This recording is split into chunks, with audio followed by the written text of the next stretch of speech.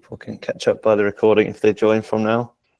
So yeah, thanks a lot for joining, everyone. Today I'm going to be talking about a few different AI tools. So I'll go over ChatGPT, Copilot, and Gemini. But what we're going to be showing is specifically one feature that is the same across all of them, and also most of the major leading tools. And it's a way that you can create kind of AI assistants that will help you with repetitive tasks. And so far through our trainings with people, we've seen the biggest time savings using these tools, since it allows you to complete a task in just one kind of simple prompt or like a little conversation with the assistant, that can turn something that used to take hours into kind of minutes to get you to that first draft. And also how you can get ChatGPT to kind of act as you and write in your style, and create kind of reports or lesson plans in the structure that you normally use. So I'll share my screen and get started. Okay, can everyone see my screen?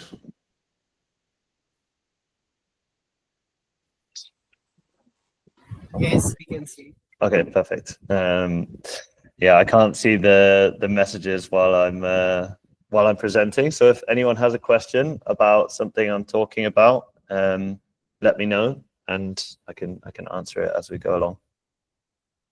So this is kind of the regular ChatGPT screen, where you can send a message and get responses. But I'm sure you're all aware of how that works, or have tried it at least. So here on the left, what we're going to be talking about today is this GPT section. And if I click that, it takes me to kind of this app store, which is kind of like, you know, the Google Play Store or the Apple App Store, but for these custom GPTs. So what is a GPT? It's a version of ChatGPT that you've or someone else has instructed to act in a certain way. So you've prompted it already before the conversation starts with this GPT. As you see, you have like an education tab, which might have a bunch of useful tools for you guys. You can search for things. I mean, if you search Harness AI, for example, you'll see all of the tools that we've created, which you can use for free if you want to check them out. But we'll be sending you, I'll be sharing the resources page with you later, and that includes links to all the things I'm going to demo today, and also the prompts behind them. So this is the store, but what we really care about is this create button up in the top right. This is where you can create them for yourself, and you can create them so they fit exactly into the way you work, which is great. Oh, we've added some new features here. Cool. So, and that's the thing with demoing these AI products. They're always updating things, so we don't know what we're going to get each time. Okay, so when we come in here, we have this create page, and we have create and configure. We would say ignore the create tab, because it creates them for you, but they're not very good when they create them themselves. So stick to the configure tab. It gives you much more control. You're able to kind of edit your prompt as you go and improve it kind of slowly over time. So you can give it an image, you can give it a name, a description, and instructions. This is the really important part, where you tell it exactly how it's going to behave, what's it going to do, and what it should expect from you. Then we have these conversation starters, and these are like buttons that will appear when you interact with it, so that you don't even have to type. You can just click a button. Then we have this knowledge section. We won't go into that today, but it's essentially where you can provide documentation to the GPT, so it has knowledge of that. So for example, if you're writing maths lesson plans, you could give your maths curriculum as a PDF here, and then the GPT knows about the curriculum, which can be really useful. So this is the education, the resources page. Can everyone see that I've switched tabs? Just to make sure I've switched to the right tab. Can everyone see that?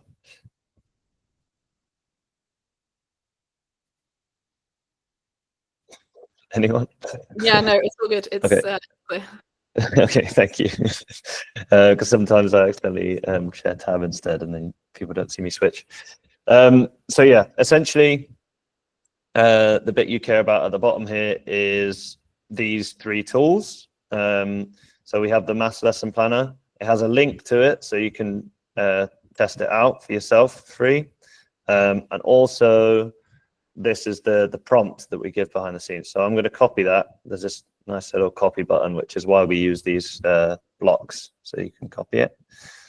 And you can paste that straight into the instructions. So you can see that come across. Let's give it a name, Maths Lesson Planner. Description, plans, maths lessons. Oh. So obviously that's a terrible description, but you don't really, this doesn't affect the behavior of it at all. It's just for you, so you remember what the GPT did, or if you publish it to the store, then other people will be able to see that description. So you can, once you've done creating it or putting in a prompt, you can test it out with this left-hand side. So I can say start there, and it will start asking me questions. You can choose which model to use. Don't worry about choosing model. I would just recommend to always use 4.0 for the kinds of things you'll be doing. You don't need a more advanced model than that, so don't worry. And then if you click create, it will let you choose whether you want to share it with just yourself, make it shareable so you can copy paste the link and then share it with people. They'll be able to access it, or do you want it to appear in the GPT store?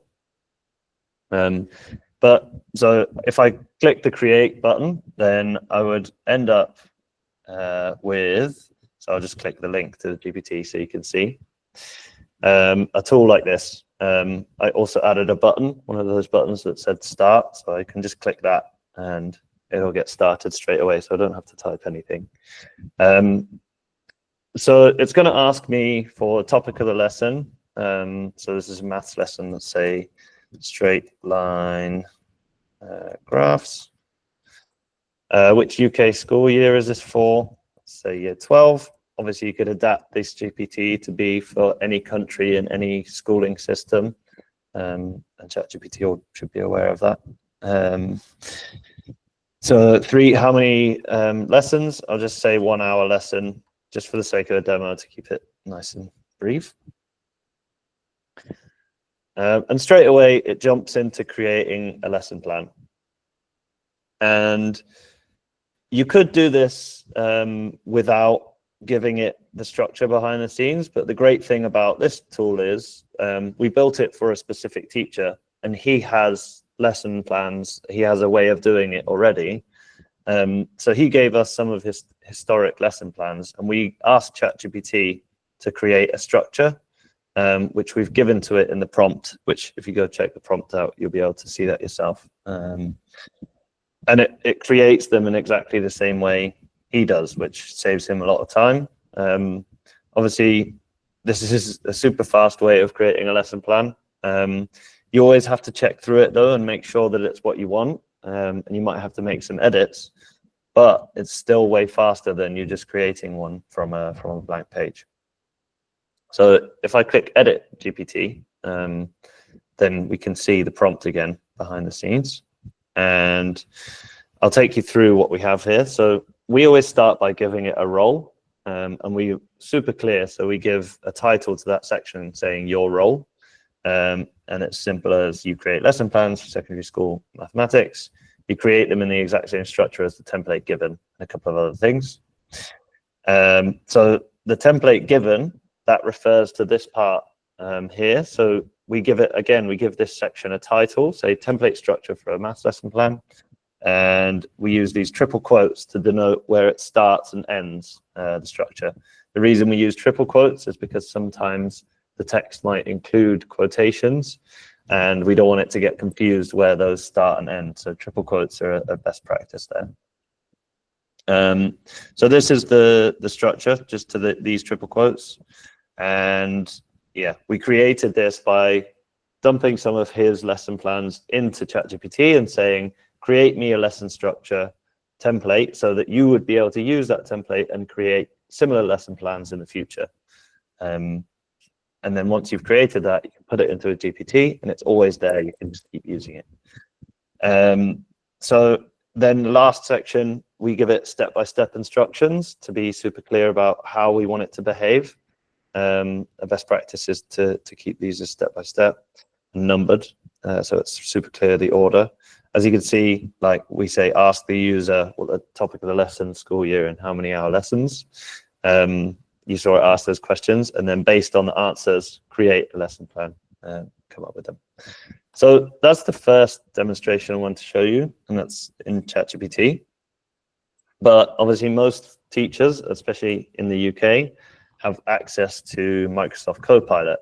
And we have the exact same feature here, it's just has a different name. So they're called agents in Copilot. Again, they have a store here where you can go to all agents, and they also have this create agent button. And this is the same form as ChatGPT. So you have the name, the description, the instructions, the knowledge again, where you can add files. And yeah, we always say use the configure tab again, ignore the describe tab. And then the try it tab is where you can test it out. So as you're prompting and making changes to the prompt, you can test out how it's behaving differently.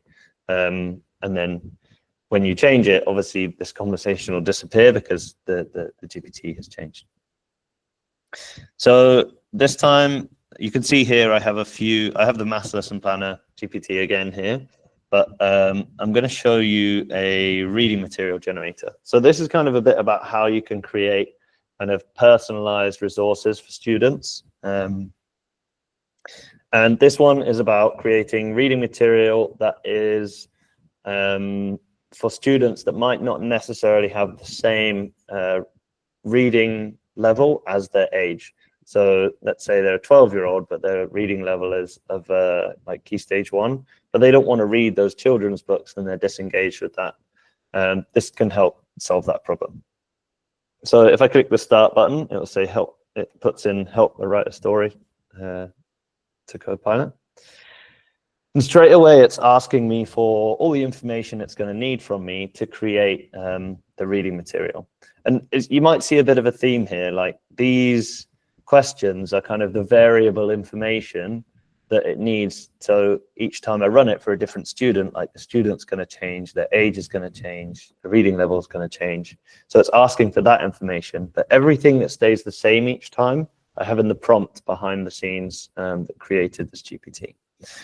So I can give these in kind of a note format. So if I say Key Stage 1, how old is the student? Let's say they're 13. Number 3, what should the story be about? I'm going to say cars just to keep it simple, but you could ask the student here, like, what do you want to read about today to increase their engagement? 4, how long should the story be? Let's just say 200 words just for the sake of a short demonstration, but you could make it multiple pages long and have a much longer story for them to read. Is there anything specific about the story? And is there anything we should help the student practice? So a lot of students struggle with pronouncing different sounds, and one of those is kind of TH sounds. So let's use that as an example. And then we should get a story that challenges the student to pronounce TH sounds a lot. So if I send that off, it'll quickly check in to make sure it's got all the information right, which I'm happy with. And then, so 1, 2, or 3. So I can choose which story I want. And this is a technique we often recommend people to use. Essentially, if you tell it to give you options rather than it just giving you one thing straight away, you're way more likely to find something that you actually want, and you don't have to ask it to regenerate again, which is a bit of a waste of time. So if it's kind of something that's going to be subjective and opinion based, get it to give you 3 versions. Like if it's an email, say give me 3 versions of that email. Can save you a lot of time. So I like number 2, so I'll just say 2, send it off, and straight away it goes and builds me that car. It's nice and simple. Obviously, I mean, it's hard to make it kind of mature enough for a 13-year-old if I just give the topic cars, but you could give a much more in-depth kind of topic to write the story about. But yeah, I recommend you to try this tool out for yourself. You can try it on like through the resources page. You can click the link. So yeah, we have it as the second one here. You can click the link and it will be in ChatGPT. And you can easily just copy this prompt into whatever tool you're using, like Copilot or ChatGPT, or even Gemini, which is the next tool that I'm going to show. So this one is a school report writing assistant. So yeah, in the UK, teachers have to quite a few times a year write reports for all their students, and sometimes that's 100+ students, which is a massive time sink in an already busy schedule. So in Gemini, they're called gems. So it's exactly the same thing. Again, if I click explore and new gem, name, instructions, knowledge, and you get the picture. They're all essentially the same thing. So this one we built in collaboration with a primary school, and we used their reports. Again, we got it ChatGPT to create the report structure that we can reuse, so we can go through the same report every time. And then we also got it to look at the teacher's past reports and create a writing style guide so it can reproduce her kind of writing. And I recommend you try this out with some of your own content. It's a little bit spooky how well it can replicate your writing, since that's really what AIs do, is recognize patterns and then reproduce them. So it's really good at it. So if I say start here, it's going to ask me the child's name and class. I'll say Jimmy and year 2.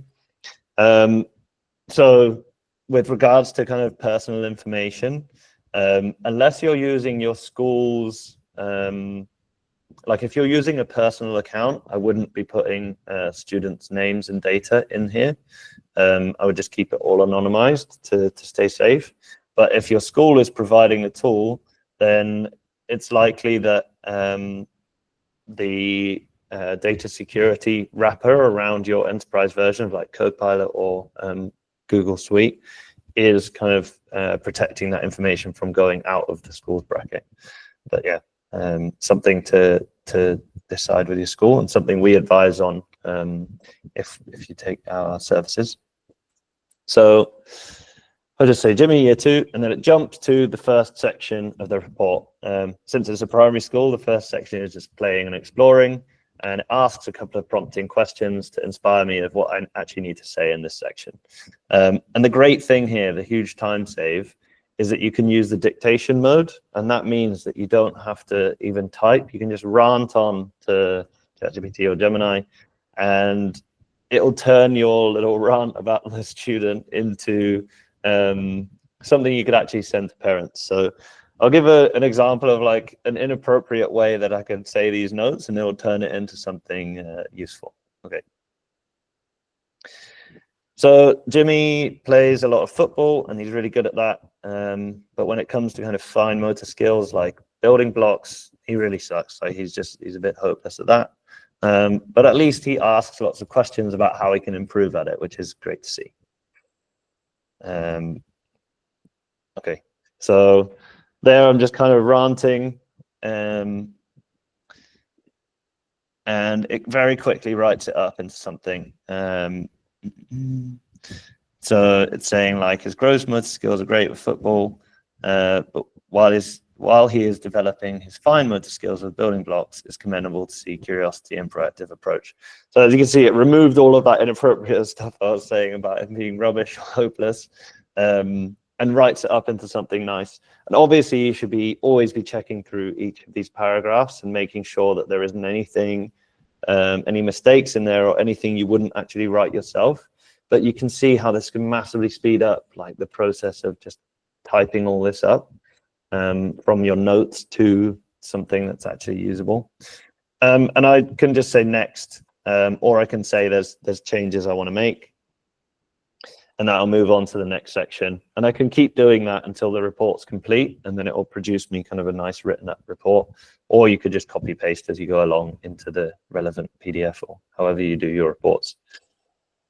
So yeah, those are the three tools I wanted to demonstrate. Does anyone have any questions, first of all, about any of that?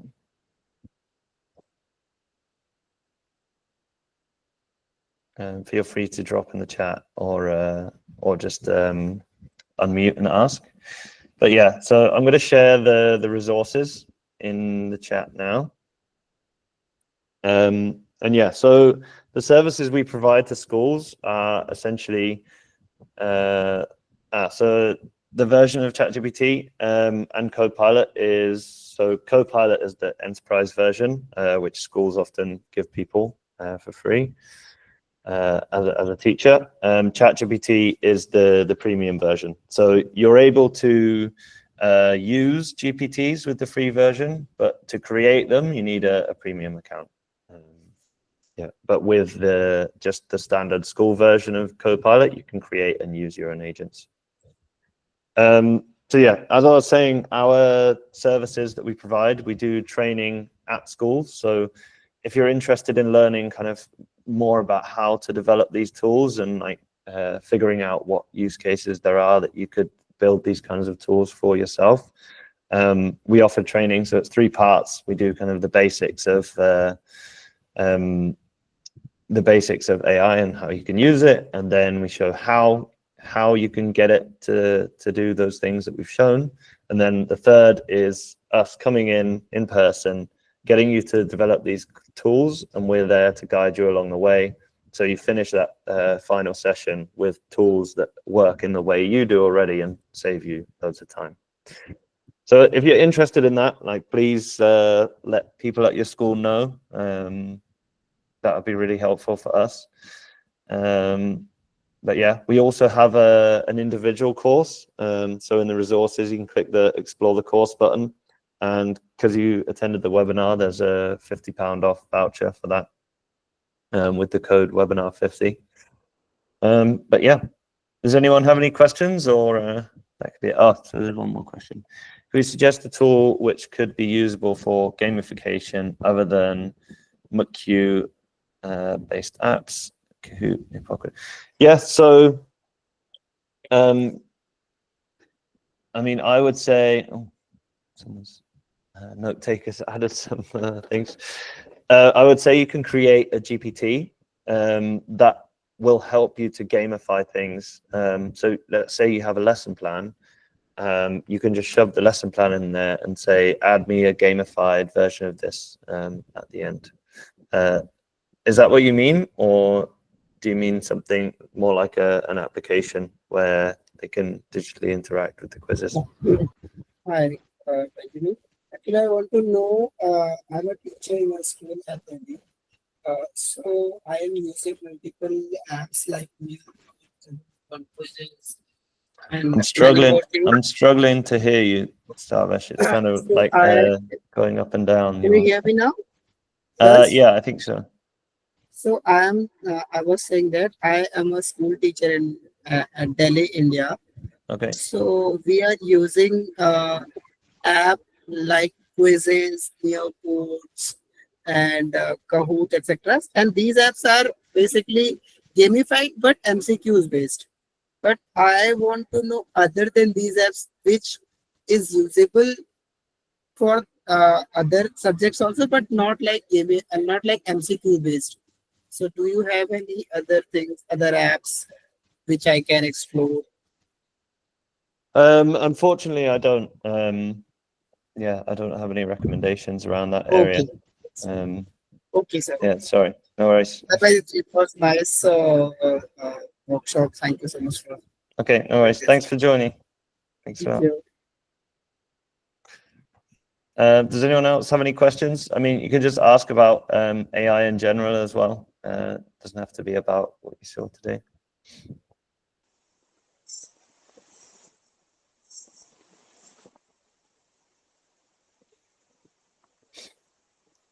Okay, cool. Thanks a lot for joining, everyone. I'll end the call there, and thanks for joining. Yeah. Bye. Can I just quickly ask something? Sorry. Oh yeah, no problem. Yeah, go. You said that you go into schools and stuff like that, but whereabouts are you based? So I'm based in Lisbon, but we do a lot of work in the UK. So we fly over to do these in-person sessions. Okay, so I'm actually in Luxembourg. Ah, okay. Yeah. No, we do. We have some regular work in Luxembourg as well. So we're traveling all over the place. Okay. Okay. So like, is the best thing is I think I have your email from the link. So it's the best thing to just directly contact you if that is something that we potentially would be interested in. Yes. So there's a link to book a call on the resources. You can book like a half-an-hour meeting on there, and we can have a chat. Okay. Perfect. Yeah. All okay. Right. Thanks. Thank you so much. Cheers. Nice chatting to you. Bye. Hi, Ben. Hi, Paul. How's it going? Hi. So yeah, I'll put my camera on because it's a lot easier. I just wanted to reach out. I am a BTEC teacher here in Dubai, and the bane of my life is BTEC paperwork. Yeah, fair. I don't know if you've ever come across it. It's the most horrific thing in the world. And I spend hours probably of my working week producing it, creating it, and then obviously making sure all the boxes are ticked and all the dates are right in the box. Yeah. What is there a mechanism where, and this my thought process was of creating a spreadsheet, which would then you would put the input into the spreadsheet that would then kind of mail merge into a Word document that would spit that out, or could you build a LLM that would do that process for you? So something we're happy to do for free is if like you have a specific use case. Yeah. Like this. If you book a call with us, we'll kind of talk you through how it is, and we might ask you to give us some resources, and we can create a tool that'll do that for you, just to demonstrate kind of the power of how these tools can work. Oh yeah, 100%. I mean, I'm moving from sport to business next year in the BTEC, and I've gone from having like maybe 6 or 7 kids to having like 20 plus kids.